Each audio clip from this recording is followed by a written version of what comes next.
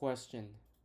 A developer wants the model to answer directly and never invoke tools for a read-only informational endpoint, even though tools are registered elsewhere in the app. What is the correct per request setting? A. Delete the tools from the account. B.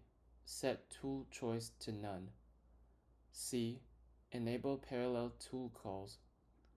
D. Set temperature to 0. Pause the video if you don't want the answer yet. Correct answer. B. Set tool choice to none. Why B is correct? The requirement is tools may be registered. For the specific request, the model must not call any tool. The model should answer directly. Question. An agent's function returns a large JSON blob, and the model keeps hallucinating fields that were not returned. Which practice most reduces this? A.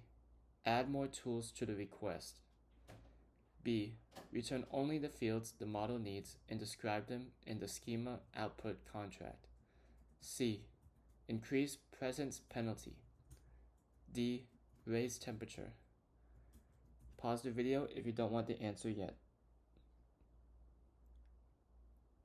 Correct answer. B. Return only the fields the model needs and describe them in the schema output contract. Why B is correct? The problem is, tool returns a very large JSON payload. The model is inventing fields that were never returned. Need to reduce hallucinations and improve reliability. Best practice is to return only the data the model actually needs, define the expected fields clearly in the tool schema output contract, keep responses focused and well structured. Question. A high-risk transfer funds action must never execute without explicit human approval, while low-risk lookups run automatically. Which pattern satisfies this within an orchestrated agent? A. Use a larger context window. B. Disable streaming. C. Set temperature to 0 for the whole agent. D. Scope a human-in-the-loop approval gate to the sensitive tool invocation. Pause the video if you don't want the answer yet. Correct answer. D. Scope a human-in-the-loop approval gate to the sensitive tool invocation. Why D is correct? The scenario requires low-risk actions lookups run automatically. High-risk actions transfer funds require human approval. An orchestrated agent workflow.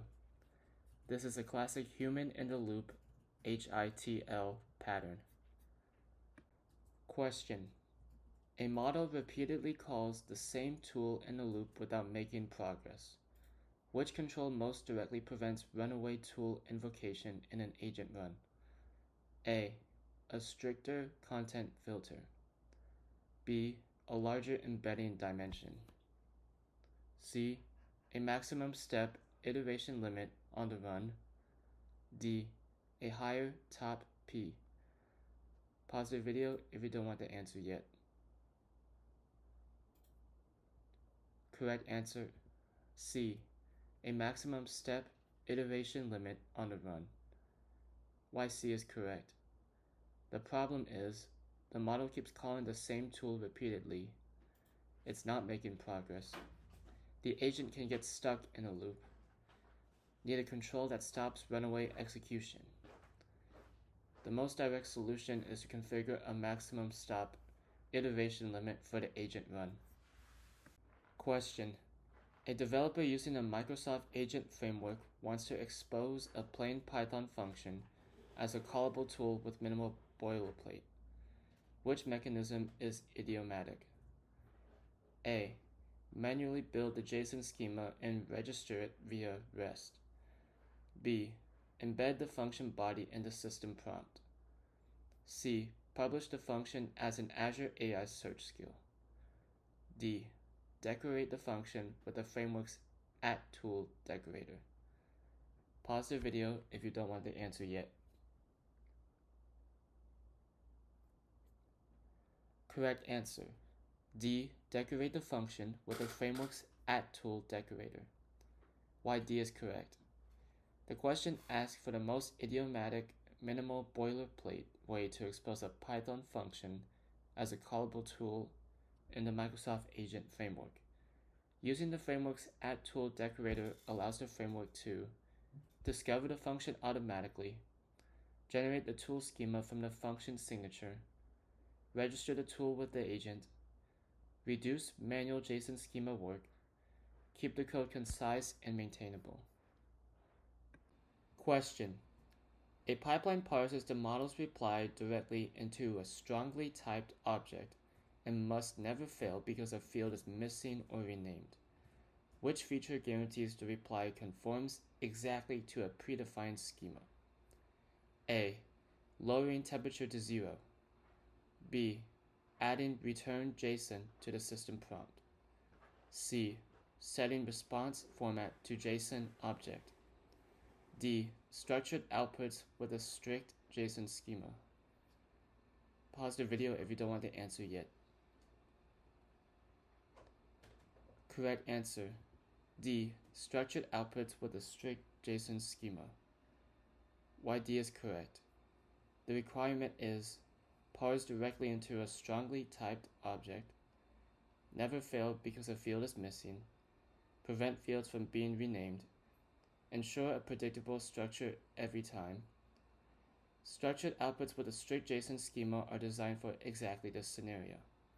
The model is constrained to produce output that conforms to the schema you define, including required fields, field names, data types, enums, allowed values, nested object structures. Question. A developer only needs the output to be syntactically valid JSON, but does not require a fixed set of keys. Which lighter weight setting is appropriate? A. A strict JSON schema with all fields required. B. Streaming with stop sequences. C. Response format JSON object JSON mode. D. Logit bias on brace tokens. Pause the video if you don't want the answer yet. Correct answer. C. Response format JSON object JSON mode. Why C is correct.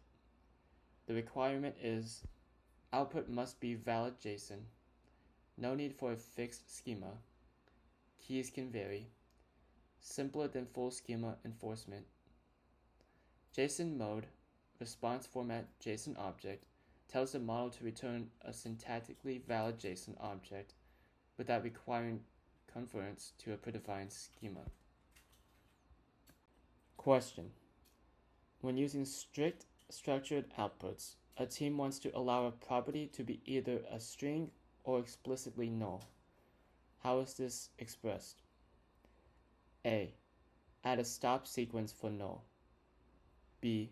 Omit the property from the required array only. C. Set temperature to 0. D. Declare the property's type as an array including null. Pause the video if you don't want the answer yet. Correct answer. D. Declare the property's type as an array including null. Why D is correct. In a JSON schema used for strict structured outputs, a property can be allowed to contain either a string value or null by declaring multiple allowed types. Question. A voice assistant pipes model output into a text-to-speech engine and must begin speaking before the full answer is generated. Which response mode is required? A. Server sent event token streaming. B. Batch processing. C. Structured outputs. D. Provisioned throughput. Pause the video if you don't want the answer yet. Correct answer. A. Server sent event token streaming. Why A is correct. The scenario requires a voice assistant. Text-to-speech begins immediately. The model's answer is spoken before generation is complete. Lowest perceived latency. Streaming sends tokens incrementally as they are generated, typically using server-sent events, SSE. Question. With streaming enabled and tools registered, the app must accumulate partial tool call argument fragments before executing. What is the correct handling? A. Concatenate the stream tool call argument deltas until the call is complete. B. Ignore stream chunks and re-request without streaming. C. Disable tools when streaming. D. Execute the tool on the first delta received. Pause the video if you don't want the answer yet. Correct answer. A. Concatenate the streamed tool call argument deltas until the call is complete. Why A is correct. When streaming is enabled, tool calls may arrive incrementally rather than a single complete JSON payload. If this was successful, please like and subscribe so that you get notified when I've released new questions.